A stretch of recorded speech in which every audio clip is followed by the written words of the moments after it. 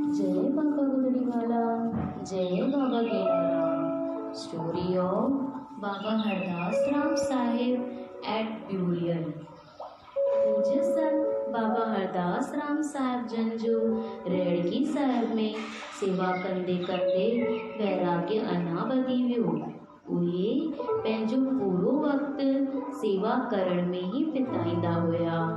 रेहड़की साहिब का कुछ 2-3 किलोमीटर जे अंतर में जंगल में शमशान घाट हुंदो हुयो। जाथे साईं सतरामदास साहिब जन जी समाधि ठहियल हुई। पूज्य बाबा जन उते रहण लगा।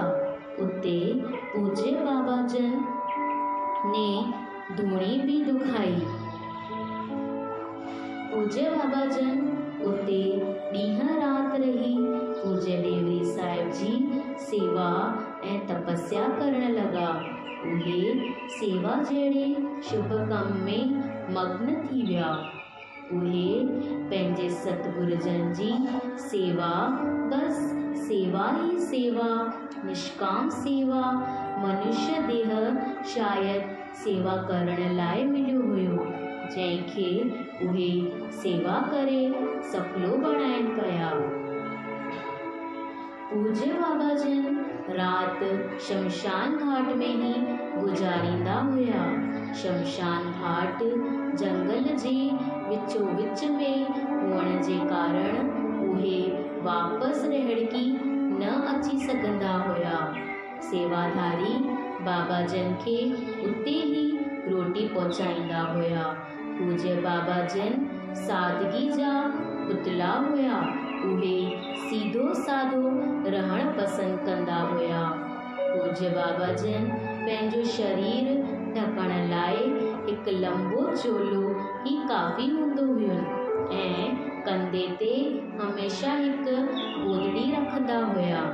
गोदड़ी कंधे ते रखण जे कारण उन्हनि जो नालो गोदड़ीवारो दरवेश पइजी वियो। माण्हू उन्हनि खे गोदड़ीवारो दरवेश जे नाले सां पहचानण लॻा।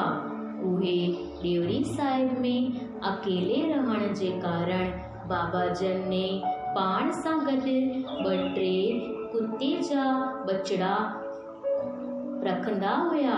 पूज्य बाबा कुतनि जे ॿारनि जा ॾंद पंहिंजी उंगली सां साफ़ कंदा हुया। पूज्य बाबा जन खे बचपन खां पखियुनि सां प्यार हूंदो हुयो। कुतनि खे पूज्य बाबा जन पंहिंजी रोटी मां कुझु हिसो उन्हनि खे खाराईंदा हुया ऐं थधि जो मौसम हुअण जे कारण उन्हनि खे पंहिंजी गोदड़ी में गॾु सुम्हाईंदा हुया। पूज्य संत बाबा हरदासराम साहिब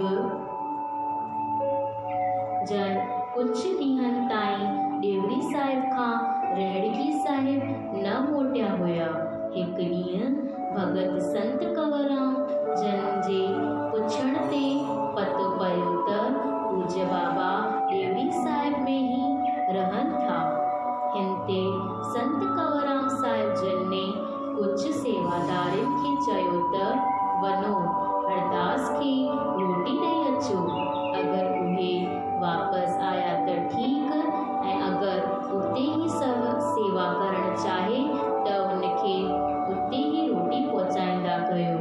कुझु 20-25 ॾींहंनि खां पोइ संत कंवरराम साहिब कुझु सेवादारनि सां गॾु बाबा जन खे रोटी ॾियण लाइ पूज्य देवरी साहिब विया। संत कंवरराम साहिब जन खे पंहिंजे साम्हूं ॾिसी उन्हनि जा पेर पई हथ जोड़े श्रद्धा पूर्वक बीह रहिया। संत कंवरराम साहिब जन ने चयो, दॿलो खोल, रोटी खाऊं। पूज्य बाबा जन ने दॿो खोले साम्हूं पई थाली में सभु मिलाए करे साम्हूं वेठो हिकु कुते ऐं हुन जे ॿारनि खे खाराए छॾियो।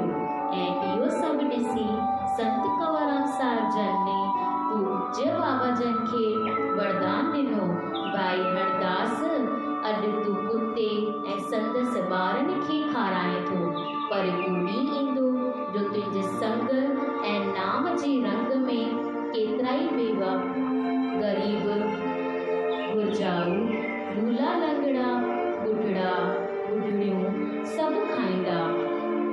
अॼु संत कंवरराम साहिब जन ने ॾिनल पूज्य बाबा जन खे वरदान जलगांव साहिब में ॾिसण लाइ मिले थो।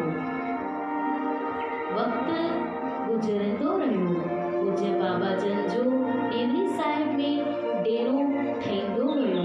पूज्य बाबा जन अलमस्त फ़क़ीर हुया, ॻाल्हियूं घटि कंदा हुया, बसि पंहिंजे कम ऐं सेवा में मस्त रहंदा हुया। माण्हू परते खां ई बाबा जन खे नमस्ते कंदा हुया।